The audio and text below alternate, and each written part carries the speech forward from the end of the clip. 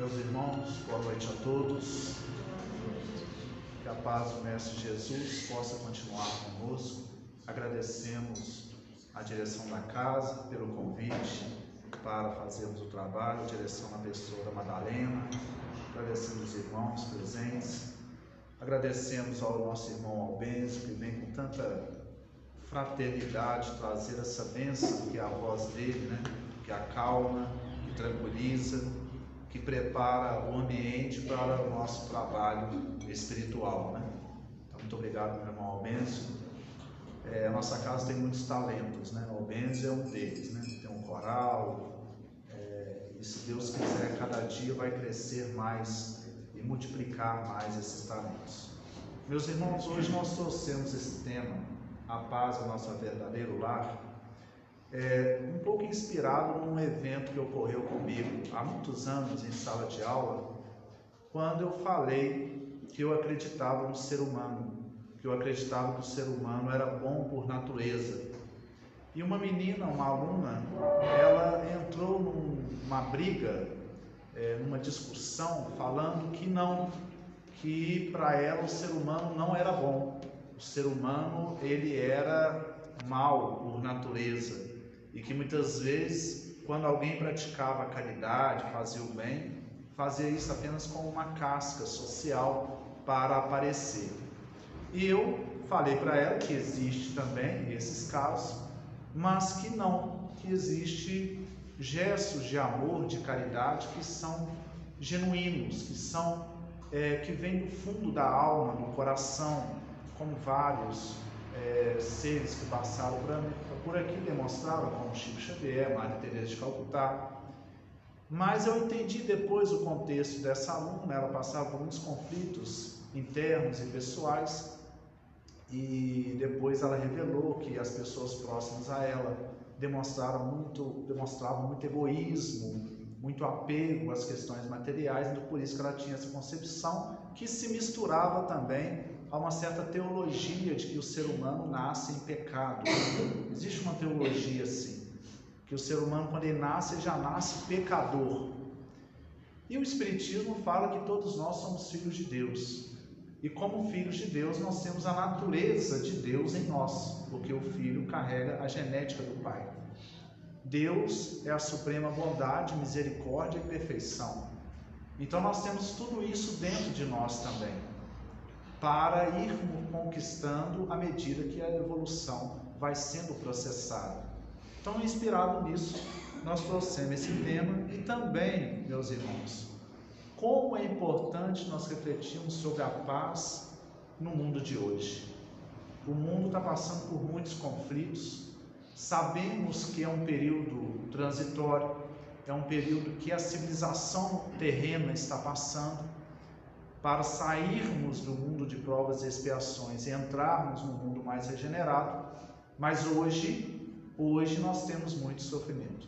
Nós temos sofrimento de guerras, onde países invadem o outro apenas por questões de território, por questões de poder. Nós temos miséria, milhões de pessoas morrem de fome hoje em dia. É uma coisa até absurda de se falar, né? Mas existe. Milhões de pessoas estão passando fome. Nós temos outras mazelas sociais, doenças, principalmente doenças relacionadas aos transtornos emocionais, baseado nesse trauma da pandemia, baseado no trauma da guerra. E para descobrirmos realmente qual é o caminho da paz, nós temos que entender qual é a causa da guerra. Qual é a causa do conflito? Qual é a causa do sofrimento? E aí nós baseamos o nosso estudo praticamente nas obras de Allan Kardec e nas obras de Chico Xavier, que na verdade são dos espíritos André Luiz e Emmanuel. Então nós trouxemos vários trechos aqui para a gente poder fundamentar essa reflexão que nós fazemos hoje, entendendo a causa do sofrimento e também descobrindo os caminhos para alcançarmos esse estado de paz que a gente já ouve falar há muito tempo e a gente busca há muito tempo.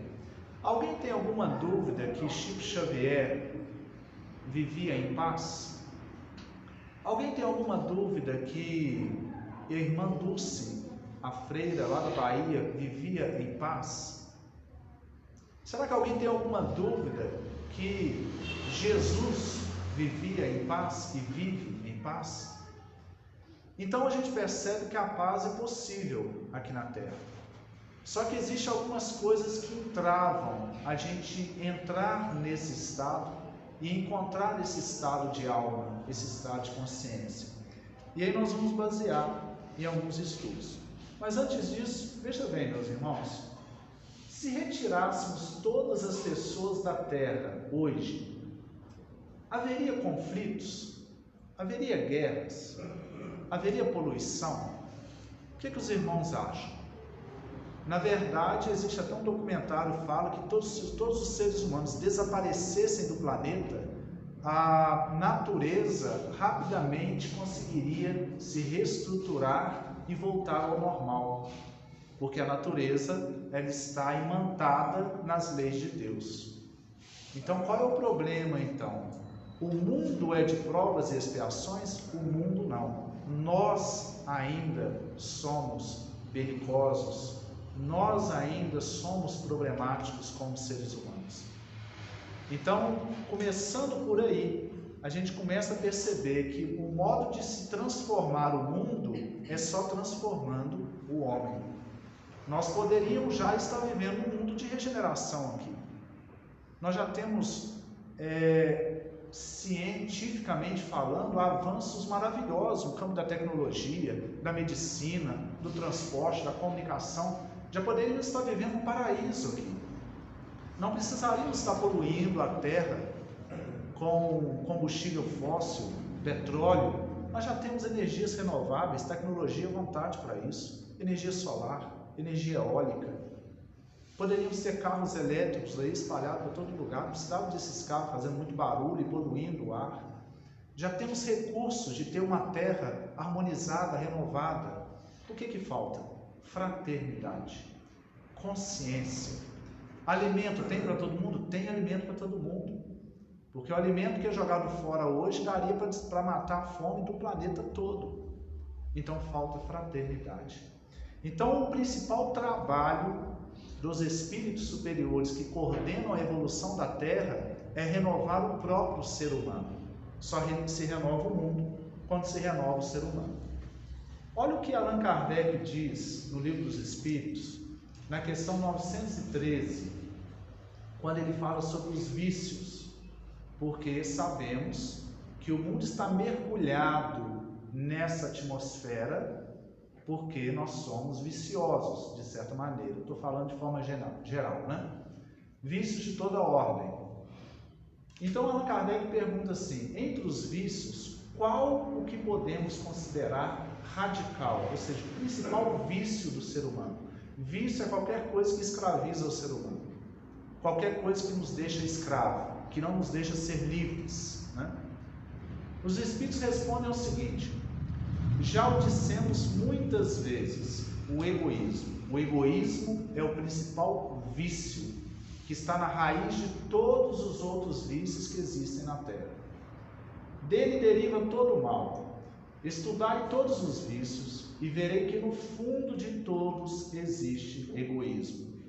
Por mais que luteis contra eles, não chegareis a extirpá-los enquanto não os atacardes pela raiz. Enquanto não lhes houverdes destruído a causa, que todos os vossos esforços tendam para esse fim, porque nele se encontra a verdadeira chaga da sociedade. Quem nesta vida quiser se aproximar da perfeição moral, deve extirpar do seu coração todo sentimento de egoísmo, porque é incompatível com a justiça, o amor e a caridade. Ele neutraliza todas as outras qualidades. Veja bem o que Allan Kardec fala. O egoísmo, ele neutraliza todas as potencialidades do ser humano de se expressar, de poder ajudar o irmão. E aí eu peguei essa palavra egoísmo, sendo que ele é a raiz do mal da Terra, e eu resolvi estudar a origem da palavra. Na etimologia da palavra egoísmo, ela é constituída por dois morfemas, ego e ismo. Ego, todos nós sabemos o que é, e nós vamos aprofundar nesse conceito do ego, né? Ismo é um sufixo que se coloca em qualquer sistema, qualquer filosofia de vida, se coloca ismo. Por exemplo, capitalismo, cristianismo, socialismo, comunismo, budismo, hinduísmo, qualquer sistema de conceitos que uma pessoa encaixa na mente e passa a viver de acordo com aquilo, para expressar o nome dessa filosofia, se coloca um ismo no final. Então, o egoísmo é uma filosofia do ego. É uma filosofia onde o ego quer tudo para ele, onde o ego ele olha para a vida e ele acha que tudo tem que estar girando em torno dele para atender os seus desejos e os seus anseios. E aí nós vamos estudar esse ego. O que é o ego? Em algumas filosofias teosofistas, o ego ele é considerado o espírito, mas na maior parte das religiões e das filosofias espiritualistas, ego não é o espírito, ego é uma casca que nós temos. Ele vem de persona. Persona eram aquelas máscaras que os gregos usavam para fazer o teatro, né? O teatro é uma arte muito antiga, né? Lá na Grécia Antiga, 500 anos antes de Cristo, já tinha teatro, nasceu lá o teatro. E eles faziam teatro no meio da rua. Então eles usavam aquelas máscaras, uma rindo e outra chorando. Já viram essa máscara que simboliza o teatro? E eles usavam essa máscara para representar as peças teatrais. Daí, essa máscara ela se chamava persona, daí vem a palavra personalidade. Quando nós encarnamos aqui na Terra, nós encarnamos, nós espíritos encarnamos. E aqui na Terra, nós vamos construindo a nossa personalidade, que não é o espírito, é uma espécie de autoimagem que nós vamos construir de nós mesmos e vamos representando essa imagem nas vidas de relação aqui numa existência física. O problema é que muitas vezes nós confundimos essa imagem que construímos na nossa mente com o ser real, que é o espírito. E aí causa toda a problemática do ego, todo o sofrimento e a falta de paz. E nós vamos ver por quê. A persona, essa personalidade, o ego, é um conjunto de conceitos aprendidos e herdados. Mas esses herdados ali, não é herdados geneticamente, não. É herdados pela educação que recebemos. Quando a gente vai crescendo, a gente vai construindo valores dentro de nós. Através da nossa família, através da nossa religião, através da nossa escola, através dos filmes que a gente assiste, das novelas que a gente assiste, da mídia que a gente internaliza, da sociedade, da cidade, de toda a comunidade. A gente vai construindo um conjunto de valores. E esse conjunto de valores, eles vão dizendo para nós, isso aqui é bom, isso aqui é ruim, isso aqui é certo, isso aqui é errado. Tem valores que nós internalizamos, principalmente nas religiões, que são valores universais. Eles valem em qualquer época da nossa vida, em qualquer época da história. Mas tem valores que nós internalizamos, que fazem parte da nossa personalidade, que eles não estão afinados com as leis de Deus. São valores que são frutos de convenções humanas, são frutos de costumes de uma determinada época, de conceitos ou de preconceitos de uma determinada época ou de uma determinada sociedade. E é aí que entra a questão do sofrimento. Porque esse conjunto de valores aprendidos e herdados gera pensamentos condicionantes. Vou dar um exemplo prático para a gente entender, né? Um judeu, nós sabemos que o povo lá da Palestina, que são os muçulmanos, estão em guerra quase constante com os israelenses, que são os judeus. Esses dois povos são povos filhos do mesmo patriarca que é Abraão. Só que os judeus, os israelitas, eles são herdeiros, né? Eles são descendentes do filho legítimo de Abraão. E os muçulmanos, né, o islamismo, né, os palestinos, eles são filhos eles são herdeiros de um filho bastardo de Abraão. E aí eles são povos irmãos, mas eles brigam o tempo todo por terra, por questão de poder, e geralmente, principalmente no Oriente, aqui no Brasil já é bem pacificada essa relação entre os dois povos, mas lá eles constantemente estão em conflito. Então o menino judeu, ele cresce ouvindo do pai e da mãe dele que o palestino, que o muçulmano não presta, que é terrorista, que é não sei o quê. Ele vai criando essa mentalidade, ele vai incorporando isso dentro da sua mente. Quando ele se torna adulto, quando ele olha para um palestino, automaticamente ele olha de um jeito. Ele interpreta já de acordo com aquilo que ele aprendeu, que ele internalizou. Ou seja, nós herdamos muitos conceitos que não são princípios de vida real. São conceitos humanos, mas nós acreditamos que isso é verdade. E aí surge a discriminação, surge o preconceito. Preconceito religioso, preconceito racial, preconceito xenofóbico de nacionalidade, preconceito em relação às mulheres, preconceito em relação a qualquer ser que é diferente daquilo que eu aprendi que é o ser perfeito. Lembrando que Jesus fez questão de exaltar a figura da mulher, que na época era muito discriminada, fez questão de exaltar a figura do samaritano, que na época era considerado um povo sem religião para os judeus. Quando perguntaram para ele o que o que devemos fazer para herdar a vida eterna, ele contou uma história onde o ser sente compaixão pelo outro e por isso ele herda a vida eterna. E essa história é chamada o bom samaritano. Jesus colocou a figura do samaritano como aquele que, praticando a caridade, consegue ascender mais na sua evolução do que aquele religioso fariseu que está ali, mas o coração dele não está entregue. Então veja bem, o Evangelho ele vem para quebrar qualquer tipo de conceito, preconceito, qualquer coisa que discrimina. Mas o ego não gosta disso. O ego quer ter aquele sistema dele, isso aqui é bom, isso aqui é ruim, esses seres são superiores, esses aqui são inferiores, e começa a praticar crueldades por causa disso, e muitas vezes em nome de Deus, que é pior ainda. Nós temos os nossos irmãos da Umbanda e do Candomblé. Às vezes as pessoas confundem a gente, né? Espírito, ser espírito, ser umbandista? Não, nós somos espíritos, estudamos a literatura de Allan Kardec. Mas respeitamos profundamente os nossos irmãos da Umbanda e os nossos irmãos do Candomblé, que são religiões afrodescendentes. Existem pessoas de outras religiões que invadem os terreiros deles, quebram tudo e às vezes até batem neles. Como assim?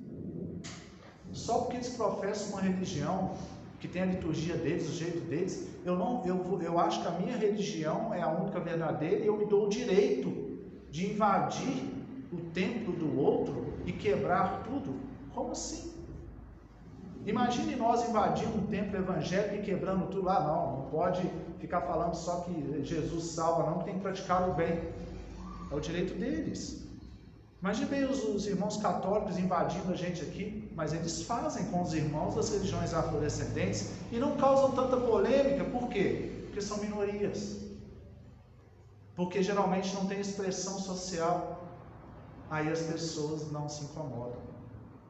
Então a gente percebe como que o ego interfere nas relações humanas e causa um sofrimento, não só nos outros, mas naquele que está sendo dominado por ele. Mas vamos continuar, meus irmãos. Esses pensamentos condicionantes, agora falando daquele que está na posse, vivenciando essa supremacia do ego, ele tem muito pensamento. Todo conflito externo tem origem em um conflito que ocorre dentro do próprio ser humano, na sua mente, nos seus pensamentos.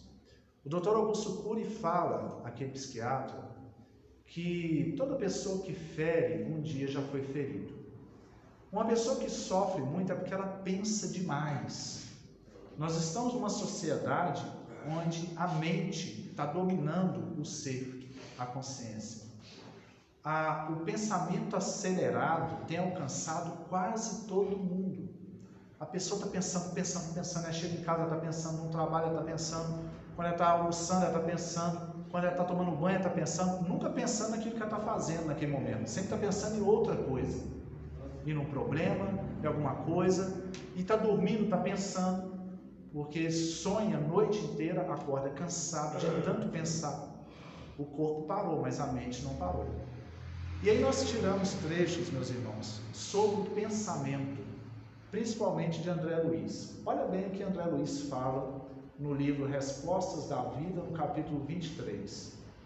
A sua vida será sempre que você esteja mentalizando constantemente. Em razão disso, qualquer mudança real em seus caminhos virá unicamente da mudança de seus pensamentos. Isso é poderoso demais, porque ele fala que nós plasmamos o tempo todo em nosso redor aquilo que pensamos. Nós vivemos no pensamento e nós não sabemos que nós temos escolhas se queremos pensar de um jeito ou pensar de outro. Nós não sabemos que nós temos esse poder. Meu irmão Silvério me deu um livro de presente que chama Limite Zero, de um autor norte-americano, que ele fala algo fantástico. Ele fala que muitas vezes para a gente encontrar, ele chama de iluminação, é importante a gente zerar um pouco as nossas memórias, não no sentido de esquecer, e não no sentido que a gente não vai lembrar de algumas coisas, lógico, nós somos uma história, né? Nós temos uma história atrás de nós, mas no sentido de não ficarmos presos àquilo que não está acontecendo no momento presente. Se nós estamos aqui agora, numa reunião espírita, quanto mais a nossa mente estiver aqui, mais nós vamos usufruir as energias que os benfeitores estão emanando sobre nós aqui a todo momento, porque nós abrimos o canal psíquico para isso. Agora, se eu estou aqui, eu estou pensando o que eu vou comer no jantar ao que eu chegar lá em casa, o que eu vou fazer, se eu vou abrir a geladeira e vou pegar essa carne ou outra carne, ou essa verdura, ou a cenoura, eu estou perdendo esse momento presente. E percebem muito bem como que a gente faz isso o tempo todo. A gente está num lugar e a nossa mente está no outro. Mas vamos continuar nessa questão do pensamento. Siddhartha Gautama, o Buda, que fundou o budismo, eu trouxe uma mensagem dele porque Allan Kardec pediu, quando estava encarnado aqui, que nós espíritas estudássemos de tudo, de todas as filosofias religiosas, espiritualistas, inclusive aquelas filosofias que falassem contra o espiritismo. Ele falou que era importante nós estudarmos. Para quê? Para constatar que o espiritismo é verdadeiro. Porque nós percebemos que a verdade, ela está em toda parte. Cada cultura expressa essa linguagem dentro de uma linguagem própria, mas a verdade está em toda parte. O espiritismo estuda essa verdade, então ele não tem que ter medo de nada. Então é importante nós estudarmos o budismo, o hinduísmo, o shintoísmo, o espiritismo em profundidade, para percebermos realmente que tudo faz parte dos princípios da lei de Deus. Essa é a fé racional. Senão nós estaremos lá na Idade Média, onde nós podemos estudar só a Bíblia, e quem estudasse outra coisa era queimado na fogueira, como Giordano Bruno, ou como a Joana d'Arc, porque era chamado de herético. O espiritismo é uma ciência, e como ciência ele está aberto a todas as reflexões. Então o que nós fazemos aqui, quando trouxemos essa linguagem de Buda, é perceber que isso está exatamente condizente com o que André Luiz falou através da psicografia de Chico Xavier. Olha bem o que Buda fala. Somos o que pensamos. Tudo o que somos surge com nossos pensamentos. Com nossos pensamentos fazemos o nosso mundo. Cada um de nós vive em um mundo diferente. Nós somos quase 8 bilhões de pessoas no mundo. São 8 bilhões de visões diferentes da própria sociedade, do próprio mundo. Por quê? Porque os nossos pensamentos projetam para nós alegria ou tristeza de acordo com o modo como interpretamos as coisas.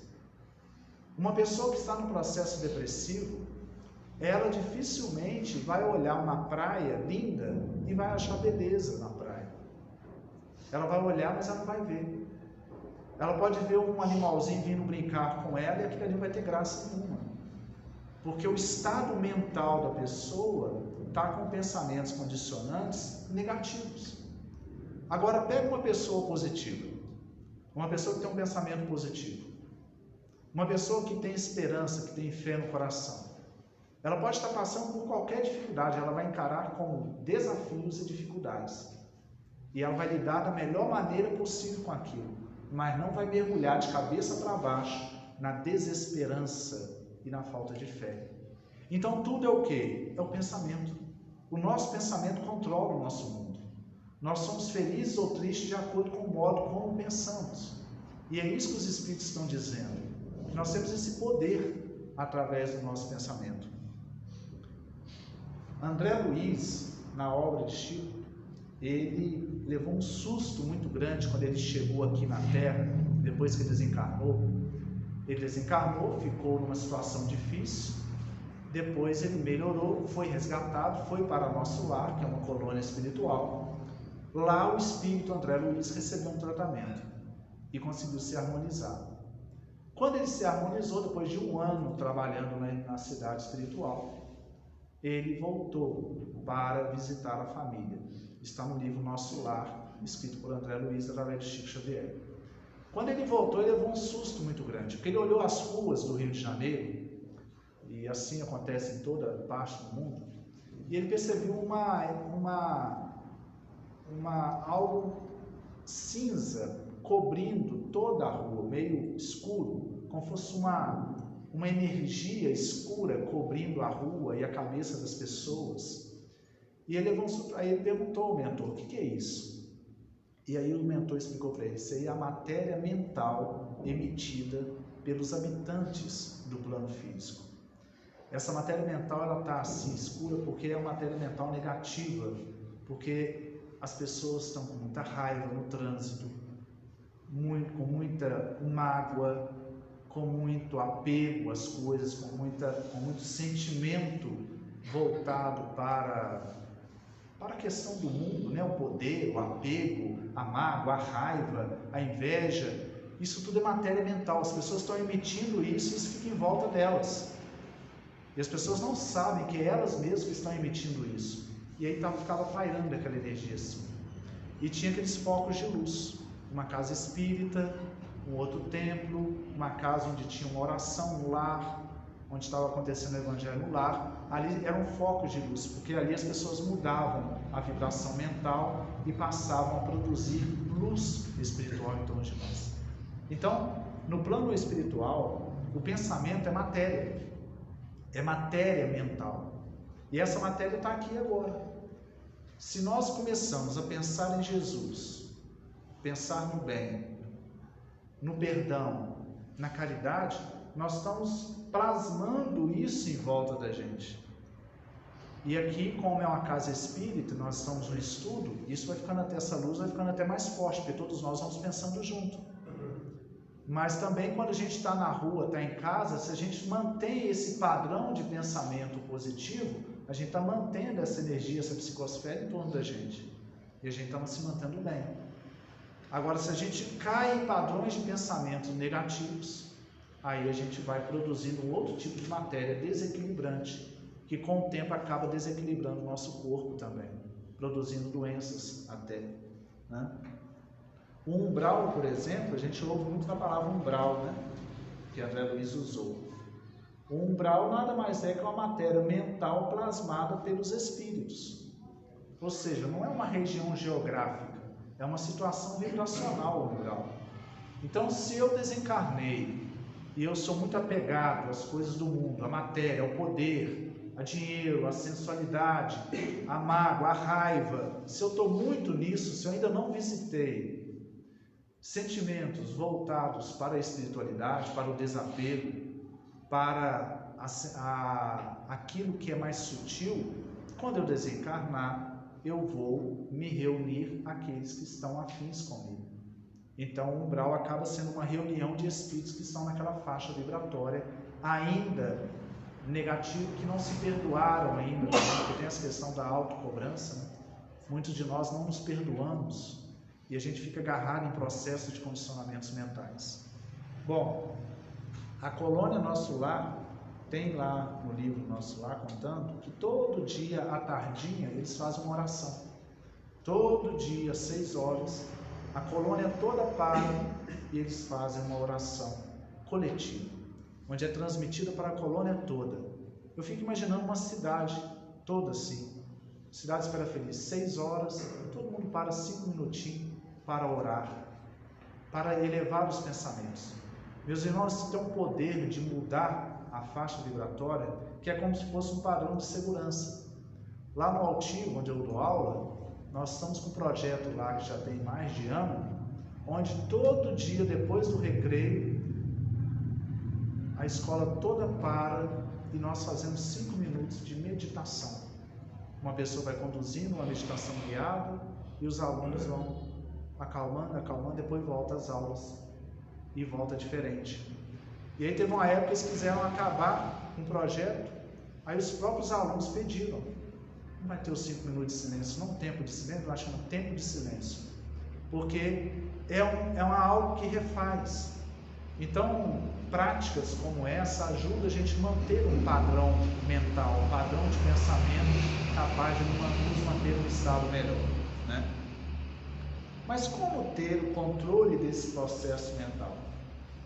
Porque assim, a gente percebe que algumas pessoas, e às vezes nós mesmos, né, todos nós somos aprendizes, mas algumas pessoas estão tão mergulhadas no pensamento compulsivo, no pensamento condicionado, que às vezes a pessoa não enxerga outra coisa a não ser o que a mente está falando para ela.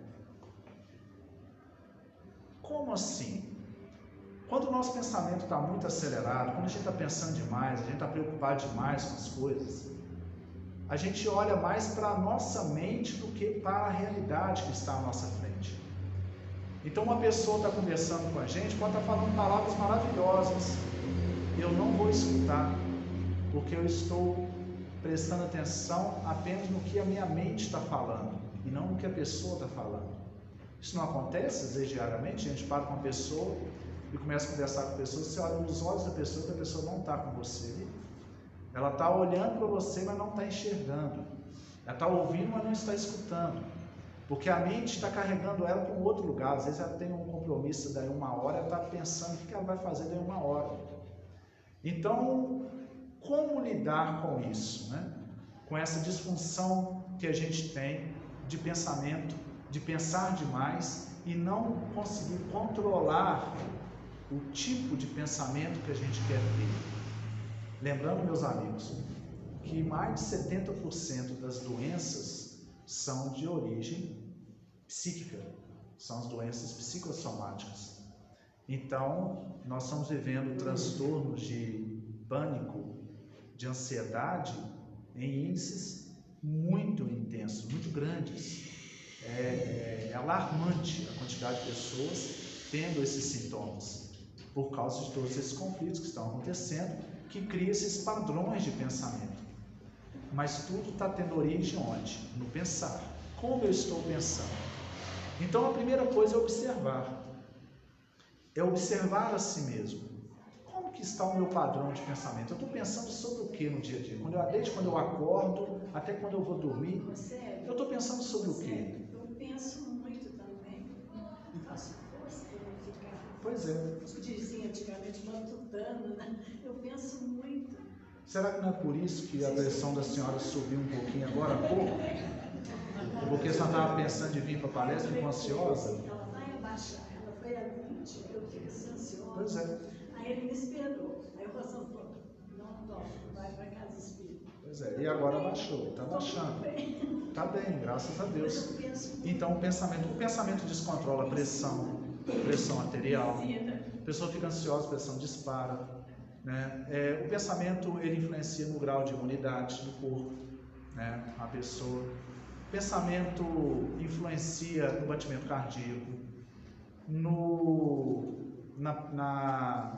na circulação do sangue, influencia em tudo, meus irmãos.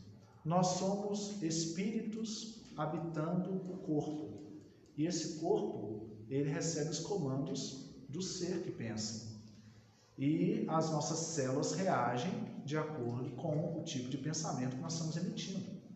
Então, se a gente está em pensamentos harmônicos, nós estamos harmonizando todo o corpo físico, harmonizando os órgãos, as células. Então, traz saúde para o corpo. Pensamento positivo traz saúde. Fé traz saúde. A ciência cada vez está constatando mais isso. Então, a primeira coisa é a gente observar o nosso pensamento. Como que eu estou pensando? Agora, como é que está a minha mente? Eu estou ansioso? Eu estou calmo? Eu estou confortável aqui onde eu estou? Ou minha mente está querendo que eu vá para algum lugar e não sei para onde também? Porque geralmente é assim, as pessoas estão sempre correndo para algum lugar, mas não sabem para onde está correndo. Mas sempre tem que estar indo para algum lugar. Será que quando eu sento na mesa para tomar meu café, eu aprecio esse café? Eu aprecio esse chá? Será que quando eu estou conversando com um amigo, eu estou conversando de verdade com esse amigo? Eu estou totalmente presente? Será que quando eu estou caminhando, eu estou sentindo os passos? Eu estou sentindo as minhas pernas? Será que eu sinto o ar que eu respiro? Será que eu consigo admirar a beleza da natureza? A nossa natureza, esse céu está lindo, né? Esse céu avermelhado à tardinha, é lindo. Tirando as queimadas, né? Se Deus quiser vai passar. Mas é lindo o céu. Será que eu consigo contemplar? Será que eu consigo contemplar? Hein? O banho, exatamente, Madalena. Quando eu estou, será que eu percebo essa água caindo? Quer ver quando a gente percebe? Quando a pessoa faz um exercício exaustivo, exercício físico, o corpo está todo doendo, aí vai tomar um banho. Nossa, que bom. Às vezes precisa do cara ter que fazer um exercício extremo para ele sentir um prazer que ele tem todo dia, que é sentir a água morna caindo no corpo, o cheiro do sabonete. Então, o que a gente percebe é que a gente não presta atenção nas pequenas coisas, porque a nossa mente não deixa a gente prestar atenção. A gente não se congratula com a riqueza que Deus traz para a gente todo dia, que é um sol nascendo todo dia, que é um ar para respirar, uma água para beber, porque a nossa mente não deixa a gente perceber. Sabe aquele quadro que coloca na parede e você acha ele muito bonito nos primeiros dias, primeiras semanas, primeiros meses, mas depois de anos você nem percebe o quadro mais, porque ele se tornou comum, óbvio, ele ficou muito rotineiro. Tudo que é óbvio, a gente deixa de perceber, porque a nossa mente está sempre querendo algo que é sensacional, algo que chama muita atenção. E aí a gente vê uma fala igual de Madre Teresa de Calcutá, quando ela fala que a gente não tem que se preocupar em fazer grandes coisas, a gente tem que se preocupar em fazer as pequenas coisas de forma grandiosa. Então, se eu estou lavando um prato, que eu lave esse prato com cuidado, com carinho, que eu vou sentir satisfação em lavar um prato. Se eu estou varrendo, quando eu cheguei aqui, nossa irmã Madalena estava varrendo ali. Varrendo, foi varrendo para lá, concentrada. Tem significado varrer uma casa espírita. Tem muito significado. Porque é o nosso ambiente de reunião, nosso ambiente espiritual. Aqui nós refazemos nossas energias, nós consolamos nossos corações. Então, quando eu estou varrendo aqui, que tem significado. Mas quando eu estou varrendo a minha casa, tem um significado também. Quando eu estou varrendo a rua, tem um significado também.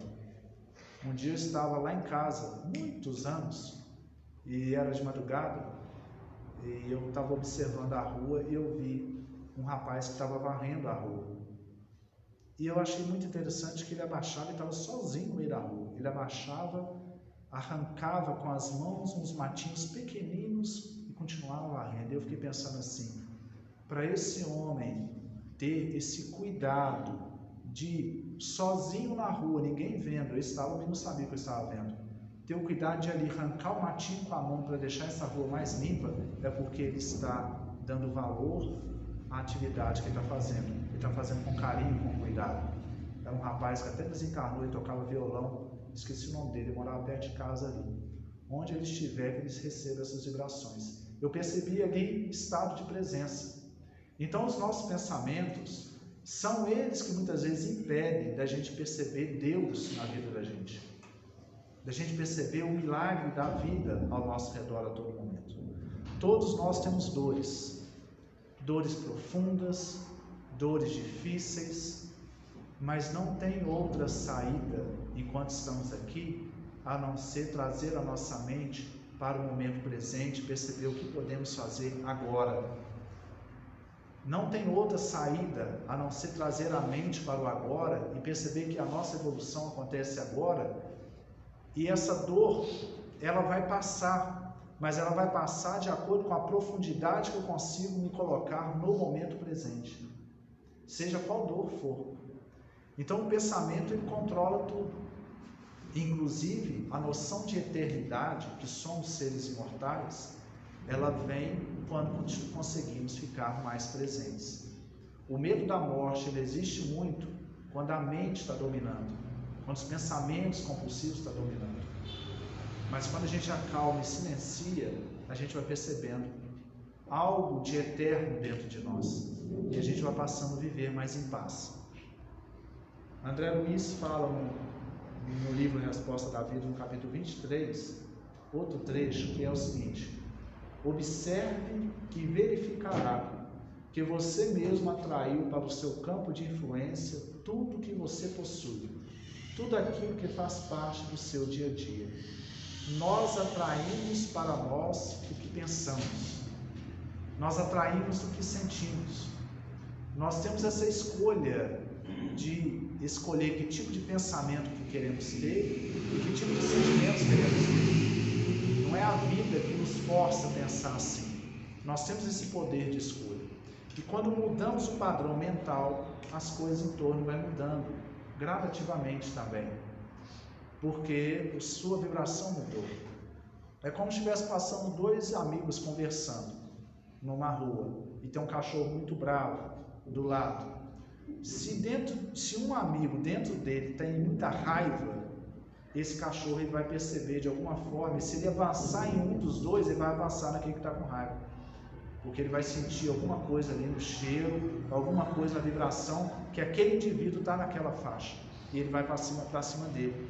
Então, de acordo com o estado mental e emocional que a gente vive, a gente vai atrair para nós coisas que estão na mesma faixa, na mesma vibração.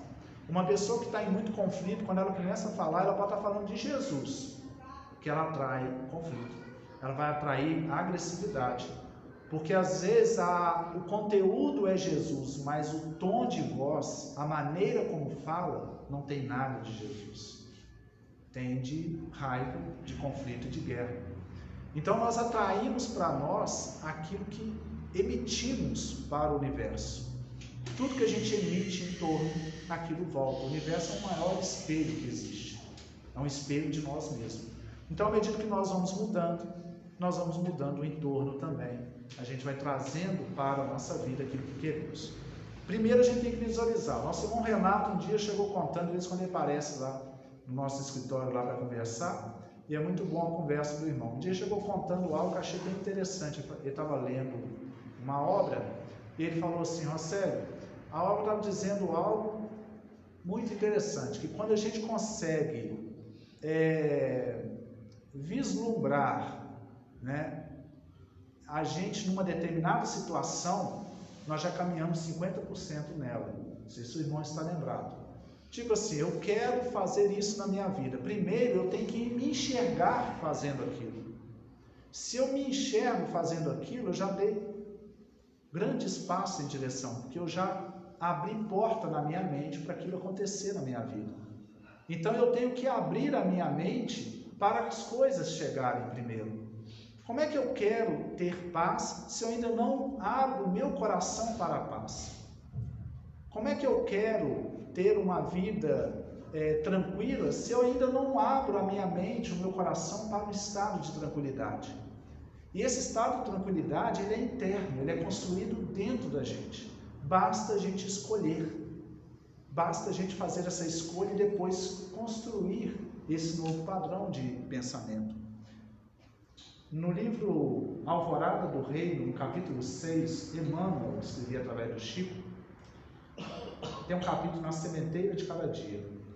Ele fala assim, cada criatura constrói na própria mente e no próprio coração o paraíso que a erguerá ao nível sublime da perfeita alegria, ou o inferno que a rebaixará aos mais escuros âmbitos do sofrimento. Então uma pessoa chegou perto de mim e falou assim, eu estou muito preocupado como eu vou ficar do lado de lá. E eu falei para ela assim, fique mais preocupado como você está do lado de cá. Porque de acordo com como nós estivermos dentro de nós, é o modo que estaremos do lado de lá quando a gente desencarnar. Muda a situação externa, mas não muda nada internamente. Então eu já estou bem, eu estou tendo paz interior, a minha consciência está tranquila, eu estou procurando exercer ações que estão de acordo com a minha consciência profunda, eu estou encontrando alegria de viver. Se eu já estou nisso aí, eu já estou no céu. Quando eu desencarnar, eu mudo o plano, mas eu vou conservar o meu estado de espírito. Agora, se eu estou agarrado em muitas coisas, quando eu desencarnar, eu vou continuar agarrado nessas coisas. São condicionamentos mentais. Então, céu e inferno não são espaços geográficos. O Espiritismo mostra que céu e inferno são estados de consciência, estados de alma. Então, nós podemos estar no céu ou no inferno, aqui na Terra, de acordo com como nós estamos interpretando a nossa própria vida. Agora, isso aqui eu achei maravilhoso, meus irmãos. Isso aqui é como se fosse uma fórmula para nós construirmos a paz na nossa vida, para nós acessarmos essa paz. É um dos textos mais profundos que eu já li, apesar de muito simples. Esse texto foi escrito por Lao Tse, um filósofo chinês, que em torno dele surgiu o chamado taoísmo, a religião do Tao, lá na China. Olha bem o que Lao Tse diz. É aquele rapaz bem simpático ali, sereno. Vigie seus pensamentos, eles se tornam palavras. Vigie suas palavras, elas se tornam ações. Vigie suas ações, elas se tornam hábitos. Vigie seus hábitos, eles se tornam seu caráter. Vigie seu caráter, ele se torna seu destino. É uma fórmula, não é? Uma fórmula de vida. Tudo começa onde? No nosso pensamento.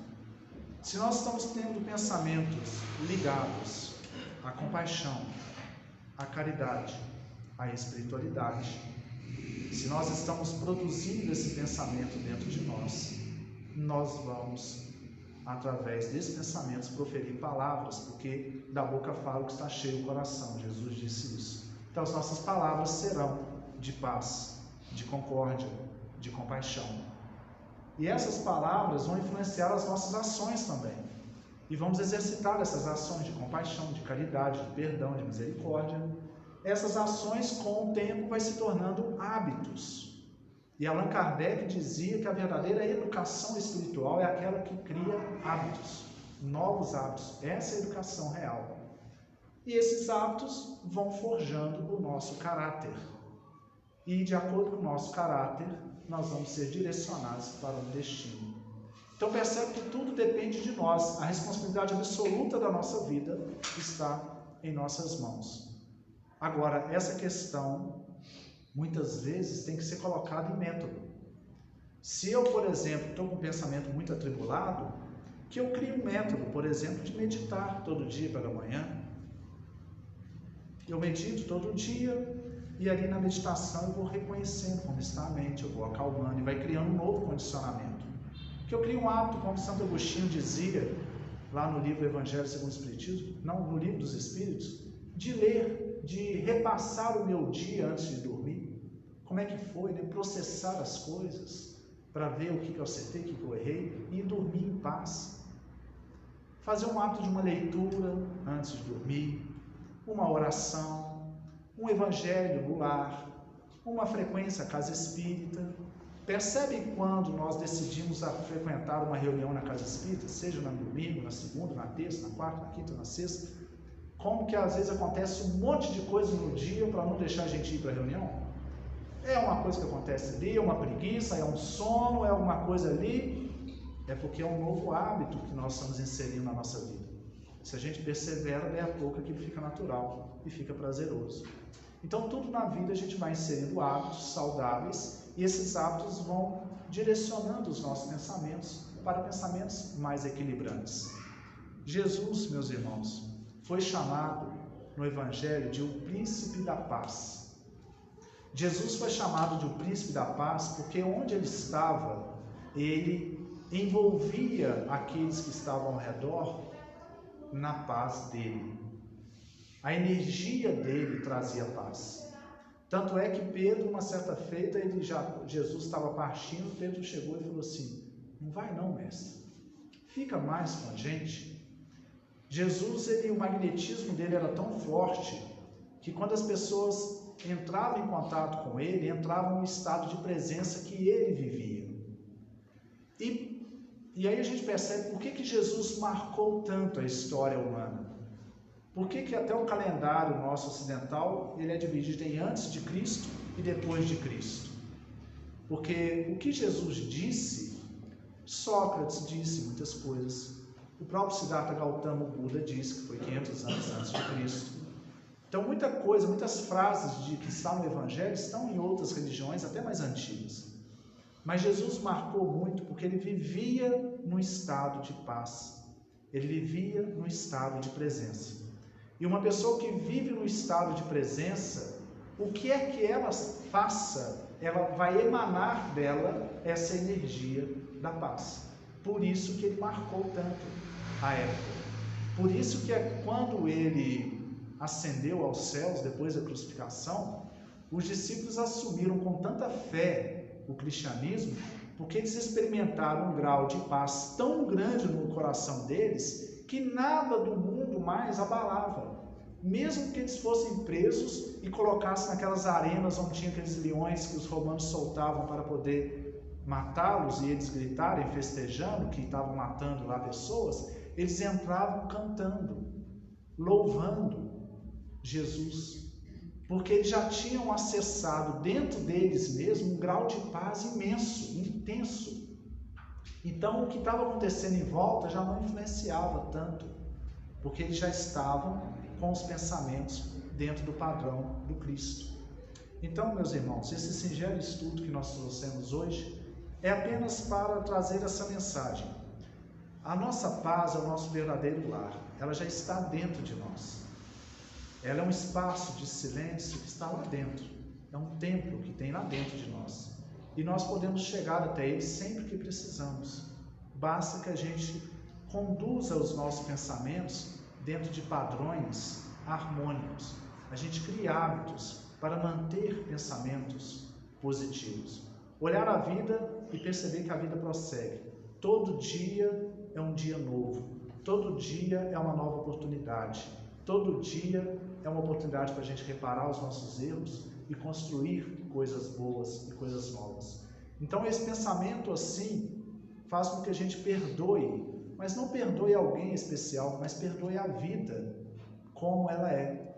Perdoando a vida, a gente aceita a vida. Aceitando, a gente entra nesse estado de presença e passa a perceber as belezas da própria vida. É esse singelo estudo, que Jesus possa continuar conosco, meus irmãos, com as suas energias de paz, de luz, e que a gente possa continuar nesse trabalho firme, sereno, devagar, mas constante em direção a essa paz. Boa noite a todos. Jesus continue conosco.